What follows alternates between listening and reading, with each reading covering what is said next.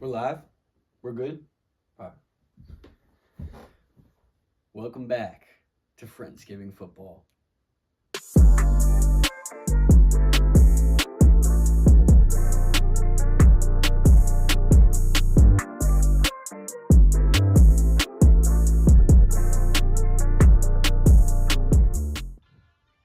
To start off, I'd just like to say that this year I don't think there'll be any bad players. I think they'll all be solid to good. I just think that the talent has come a long way since freshman year, and the safety bowl. The blowout bowl was tough. I think there was a lack. I think there was a big separation between the talent. And then last year we saw it was a pretty close game. So I really do think that we're going to be, a very evenly matched teams this year. But someone has to be last, and which is unfortunate. And this year I do have Jake D'Amato as the last place prospect for the year. He's just below average size, not incredibly quick out of the break, and his hands do really need work.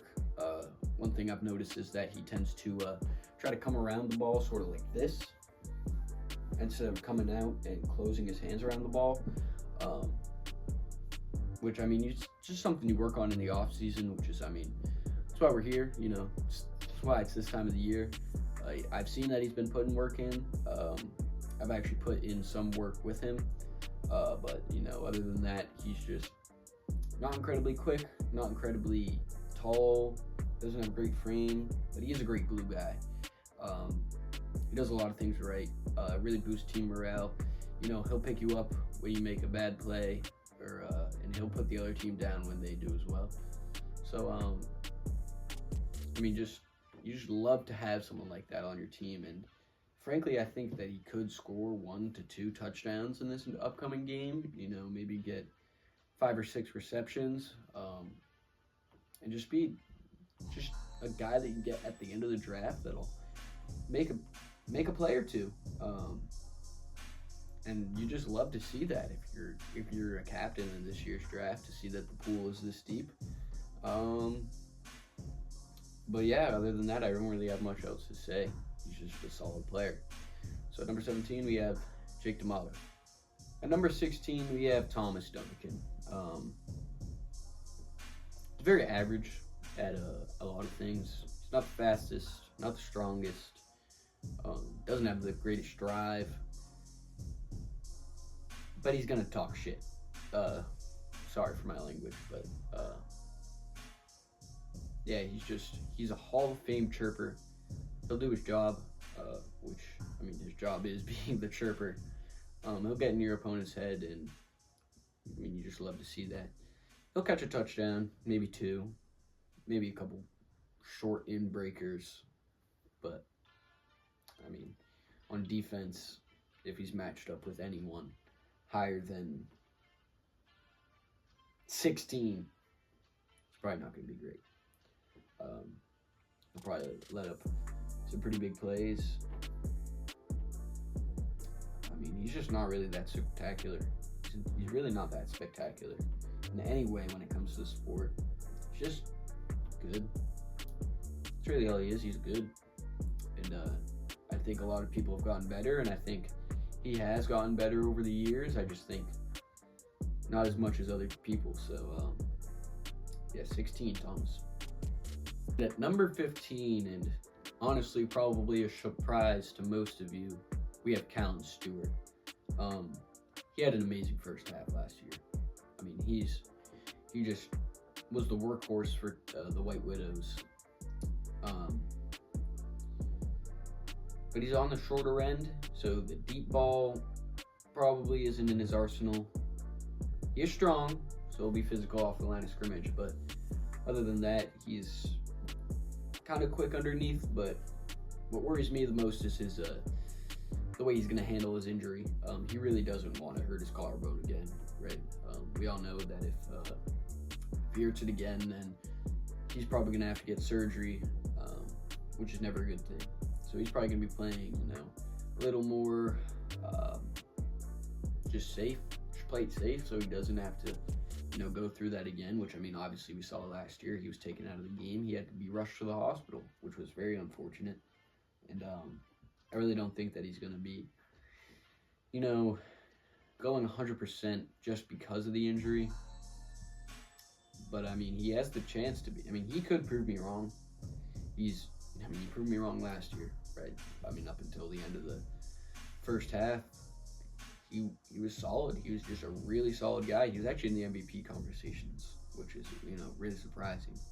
But once he got hurt, yeah. I mean, it was tough. It was tough.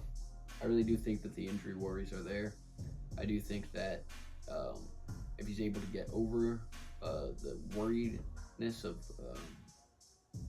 re-injuring his shoulder, his collarbone area, that he could be, all the way up to, possibly even the top 10, just based off what he did last year. But, some could say that was a fluky year. I mean, he was hitting a lot of quick underneath routes, and I really do think that aided him, especially with the deep safety, limiting the deep ball last year. But I really do think he could be great, but I think he's going to end up around 15 probably this year.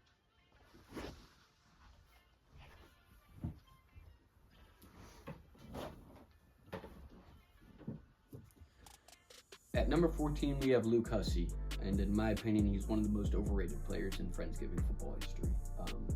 He was okay last year. I believe he had a pick. I believe he scored a touchdown. But, I mean, in last year's games, those are honestly pretty average stats. He has a good frame. He has questionable hands, though. He's athletic, he's strong, but it doesn't really mean much. He could be a good contested catch specialist, but like I said, his hands are questionable. And, there's always the stamina worries. And on top of that as well, there's also the worry that he might not have the drive. He might not care enough to win. And, it's fine that he shows up to play for fun. But I really do think if you want to be a great player in this league, you have to show up to win. And frankly, winning's fun. So I don't know why he doesn't, tap more into that. Hopefully we can see that this year. But if he doesn't, I can see him getting as high as maybe 11. And his floor could honestly be 17. He's just not spectacular. He hasn't been spectacular in many, many years. I don't even really recall how his performance was in the Safety Bowl and the Blowout Bowl. I don't know. I don't remember. I think he had that opening pick, but other than that, he was kind of mid. So I really do think that number 14 is a good spot for Luke Hussey.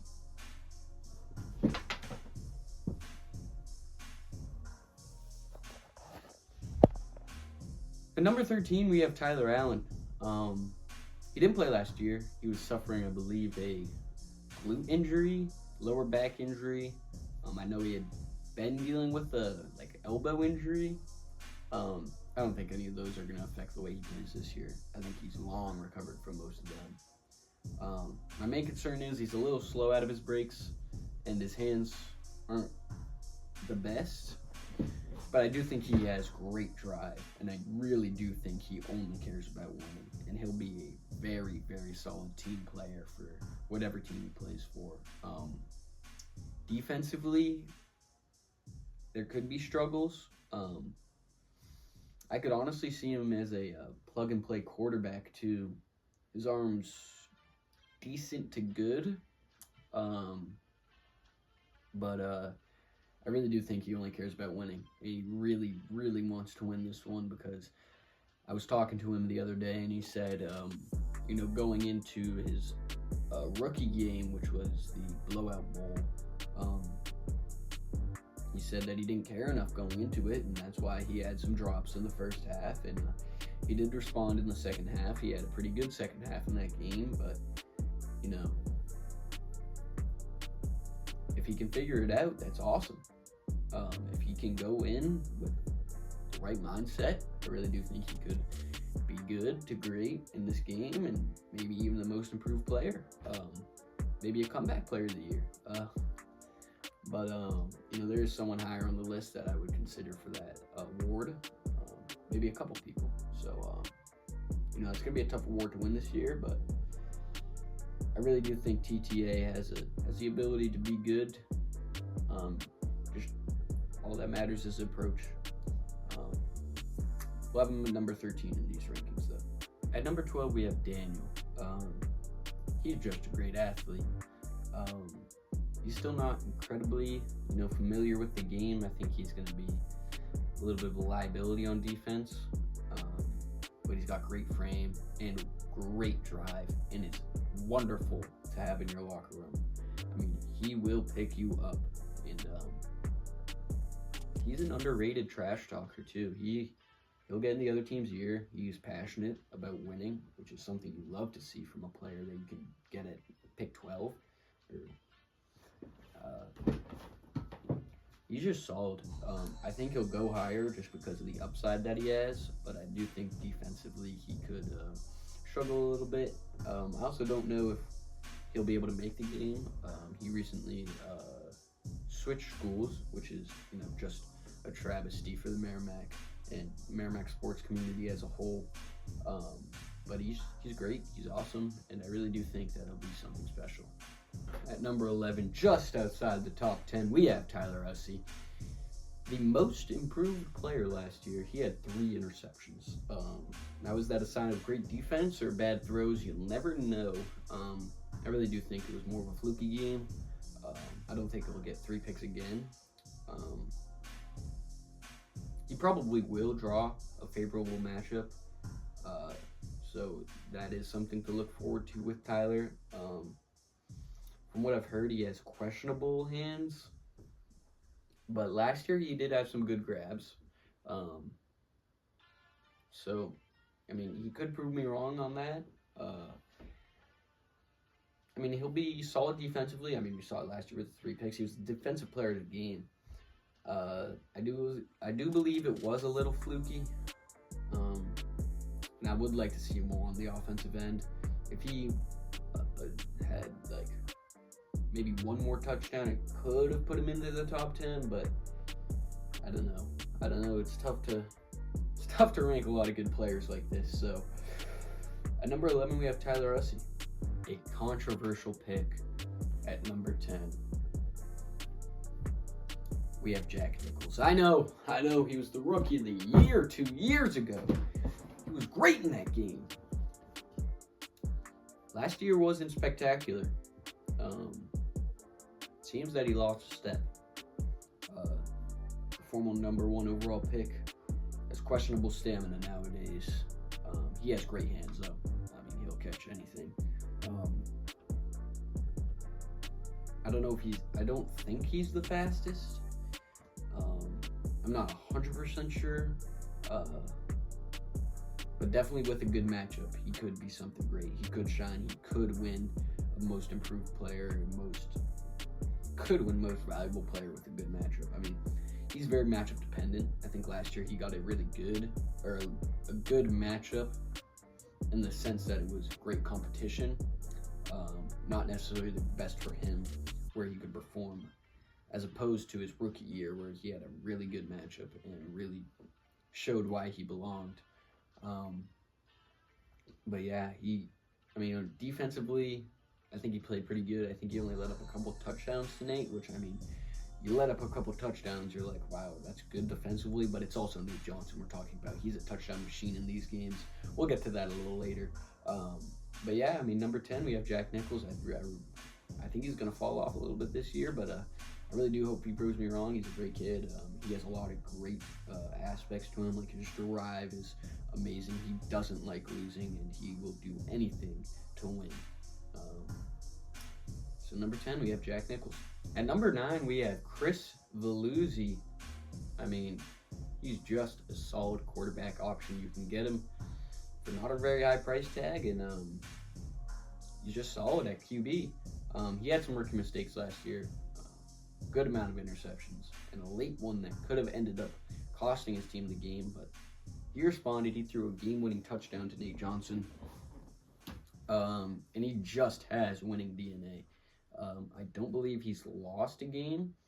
I'm pretty sure him and Zach are the only two that have won all 3 bowls. I would like to see him go deep a little more, though. I know that last play of the game, he did throw up a bit of a prayer, but throughout the duration of last year's game, he was a little bit of a check down merchant.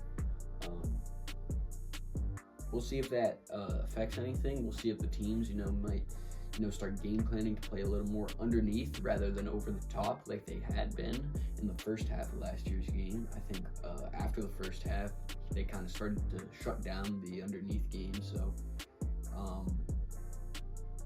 I think he struggled after that. I think once that happened, he sort of struggled a little bit, but he bounced back, and I really do think he'll be a solid QB1 option. On defense, he's okay. Not a liability per se, but not something special. I don't think he'll draw a great, hard matchup for him on defense. I think he'll be able to contain himself, contain whoever he's guarding. But yeah, number 9, Chris Veluzzi. At number 8, we have Quinn Giuliano. He's a great athlete. He's quick. He has good drive. Not the best I've ever seen. He does like to win. He does hate losing. I think he hates losing more than he loves winning, which is a good trait to have in any sport that involves a high level of competition like ours here today. Problem is, he might not show up. I know we've been talking about this for the past couple years. He might not show up to the game. Last year, he showed up with one hand, and he still performed, quite frankly, amazing with that handicap. But if I can't really rank him too high if his schedule's too busy to not make the game. But he's a great athlete. He's got good hands. He's quick on his cuts. Defensively, I haven't really seen too much outstanding things. I do think he had an interception last year with only one hand, which is kind of insane. I'm not 100% sure if that's true. I'm 80% sure that's true. But yeah, I think that he could be great. I think that, we're getting into that part of the tier where it's just there's not too much of a difference between the guy behind you and the guy in front of you. You know what I mean? Yeah, Quinn, number 8, he'll go get you some. He'll score points, he'll play defense, and he'll want to win more than anyone else on the field. At number 7, we have Brody Michael Toll, BMT. Last year he had his woes at QB. He definitely showed shine, but he threw a good amount of interceptions. I think most of the quarterbacks did. But yeah, I believe, if I'm not mistaken, I could be mistaken. If I'm not mistaken, he was the one that got sort of head topped at the end of the game in the tip drill to Nate Johnson, the game-winning touchdown. But other than that, he was pretty solid defensively. He was a good athlete. He plays soccer, so he's going to have the stamina. He plays basketball, which, even more stamina, and he's going to have bunnies. He's going to have good vision, which you need at quarterback.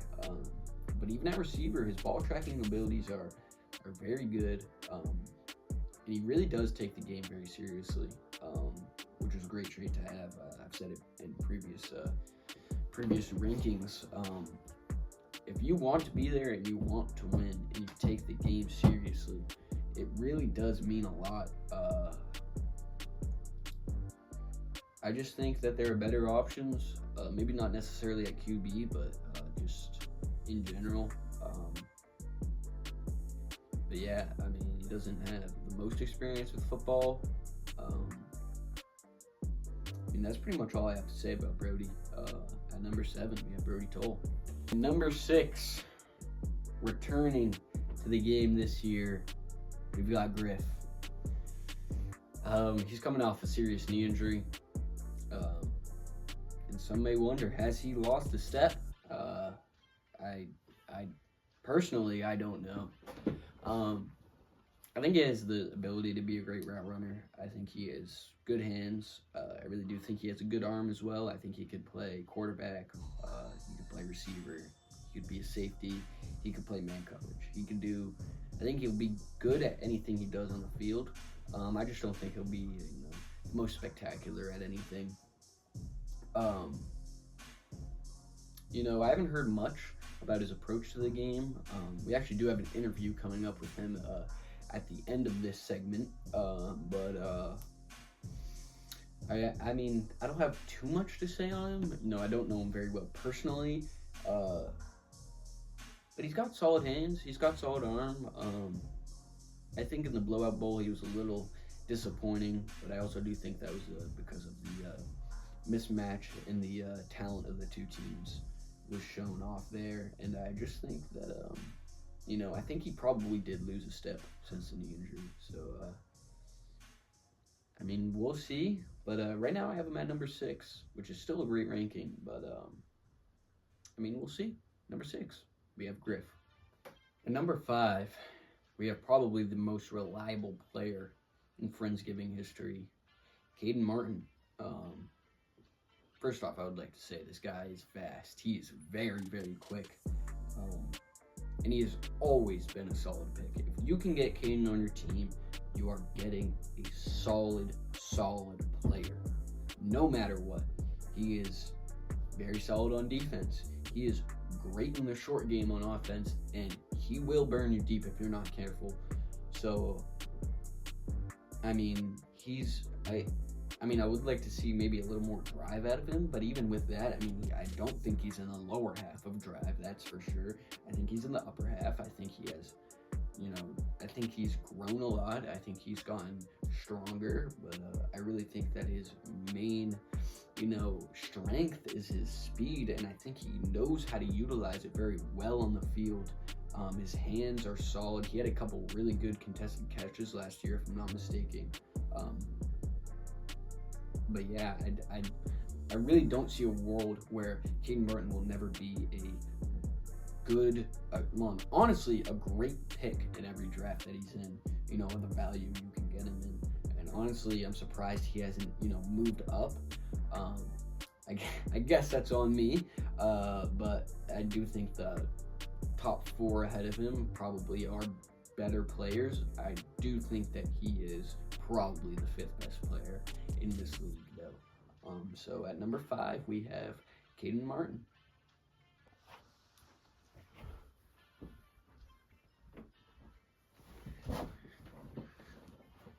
Running out of highlights for week 1. We're already on Bears, Vikings. Jeez. But at number 4 today, we have Sheas Scott. Some may disagree, some may think that he's higher, but I think he has great hands. I think everyone in this top 5 is, capable of being number 1. But yeah, he has great hands. He's shifty.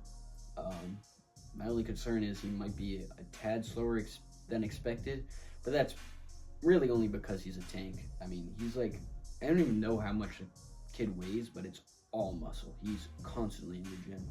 So, I mean, obviously that's going to slow you down, which is how it is.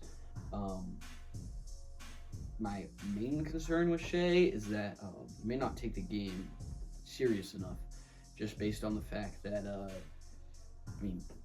he didn't play last year. He was the ref. And the year before that, I don't believe he played either. So he doesn't really have too much attachment to the game. So, I don't know. I think he has the opportunity to be great. That's if he even plays. That's up to him. That's a personal decision, if he wants to risk injury, because I know he's, been dealing with, an ankle injury as of late, and of course the knee issues that he's had through the past couple of years. But yeah, I think he's going to be great on offense, great on defense. It should be great. He's a great player. Not the tallest, but he's still pretty tall. He's still average height, so I think that he'll be fine. I think that'll be great, honestly. And at number 4, it's great value for a guy like him. You just really, at this point in the draft, you have to pick and choose, who you think fits your scheme the best. And if you have a scheme that fits Shea Scott, I think you could easily win a game of this magnitude, 5 times out of 10. I don't know what that really means. I'm really meant to say 5 times out of 5. But yeah, Shea Scott, number 4.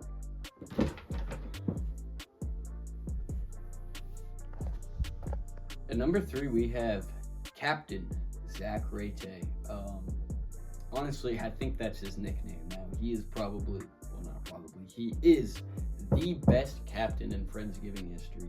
He does not lose. He always finds a way to win. He is 3-0. I believe him and Chris are the only ones to do that.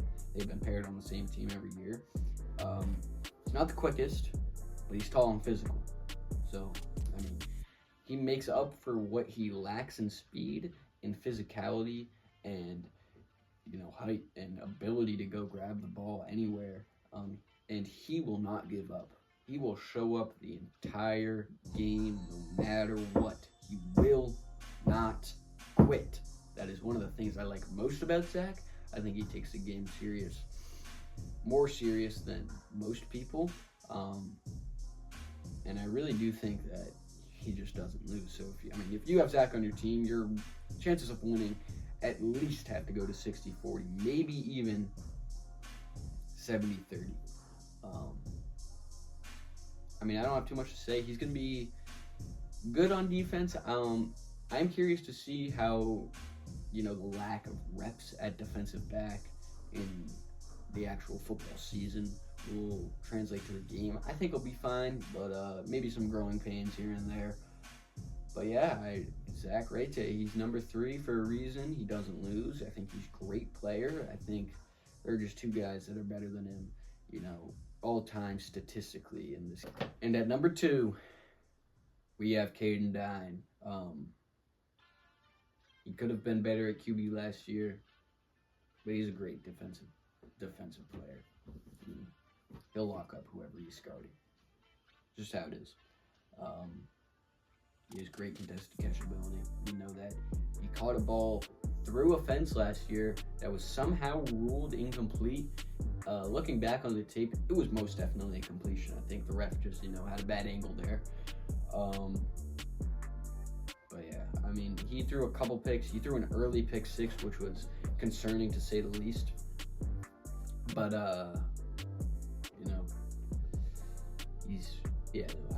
I think his contested catch ability has only gotten better from last year, and I think his ability to get open has stayed probably around the same. So, he'll get open, he'll score touchdowns. I'm predicting 3 or 4 touchdowns for Caden Dine this year. I really do think that he has the chance to be the MVP of the year. I have him at 2. I think anyone in the top 5 can win MVP. I think where he's going to shine the most is on defense, though. I don't think whoever he's guarding will have a good day at all. I really do think that he'll just be that defensive anchor and that offensive superstar that you can just get the ball to and he'll win. I don't think he should play QB this year. I think he wasn't good enough last year to, warrant his greatness at receiver to be wasted just to play quarterback at a level that someone else could play. So at number 2, we have Caden, and I guess by process of elimination, you can assume who number 1 is. And at number 1, for I believe the first time in his career, is Nate Johnson. He has literally never failed to disappoint. I believe his worst game was probably the first one. I think he still played amazing in that game. Can't lie to you. He scores touchdowns literally like every other catch. I wouldn't say he's the best defensively, but his offensive production is insane. I believe he had like 7 touchdowns in the second game, the blowout bowl. It was absurd how much he scored. He's statistically the most polarizing player the league has ever seen. He's 6'1" with bunnies and good hands. He's got stickum on his hands. That's what the fans were saying last year. Stickum. Which is, to get accused of that in a game, in a friendly game with, your friends and stuff, it's just like, wow. That's a compliment, obviously. Nate Johnson, number 1 overall, number 1 best player. I think it's well deserved. I think people have been doubting him for so long. I think mean, the second captain hasn't been decided yet. In my humble opinion, I think it should be Nate, just because he's won 2 MVPs. I'm not sure if he won the first game. I'm not really sure who won any awards in the first game, but I know for a fact he's won 2 straight MVPs. So, I mean, I don't know. But that was the list. 17 through 1. Sorry for the stutter. Upcoming now, we do have a press conference with a receiver ranked at number 6. Well, receiver / quarterback / whatever he wants to play. We do have a press conference with number 6 ranked Griffin Jelinas coming in today. We're very lucky to have him. Haven't gotten to talk a bunch with him, but he's going to come in and give some words for the captains to hopefully revitalize his draft stock, and hopefully he can make a difference. But yeah, that's the list so far. I'm going to send it off to our press room, and we'll get some words with Griffin. And other than that, it's been great seeing you guys. I hope to see more of you throughout the year. I love doing the draft rankings and the interviews. So hopefully we can get more of those this year. And unfortunately, I will not be broadcasting the game this year. That weekend that it is planned, I am going to be off in Costa Rica, unfortunately. Gotta party hard, You gotta live hard, party harder. That's my saying. But yeah, it's been nice seeing you guys. Off to Griffin. Thank you.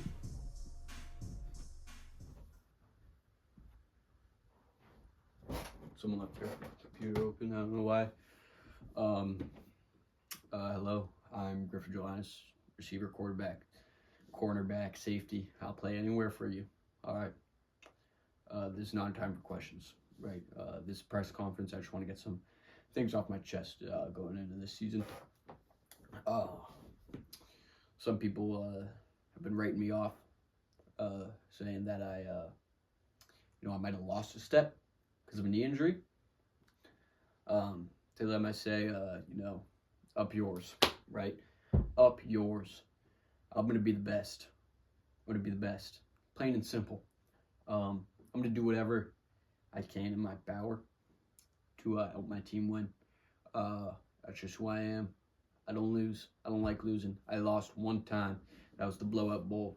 I'll never, ever see anything like that ever again on my resume. Because to be frank, it was an embarrassment. I've been working, right?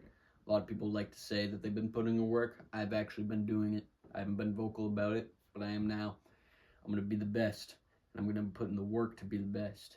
I work every day, every night, every afternoon, every waning moment is focusing to this game. And if you don't believe that, then you're flat out wrong. This game means more to me than it does to anyone else in this room, all right? This is the Senior Bowl. This is the last chance in high school for me to go and get another ring, all right? I don't want my high school record to be losing, all right? I'm 1-1 right now. If that is 1-2 by the end of this year, I'm going to be pissed. I'm going to be real upset, all right? I'm going to throw touchdowns, I'm going to catch touchdowns, and I'm going to catch interceptions, no matter what, all right? That's what I'm here to do, all right? Because I'm the best. I'm the best. And anyone who's writing me off,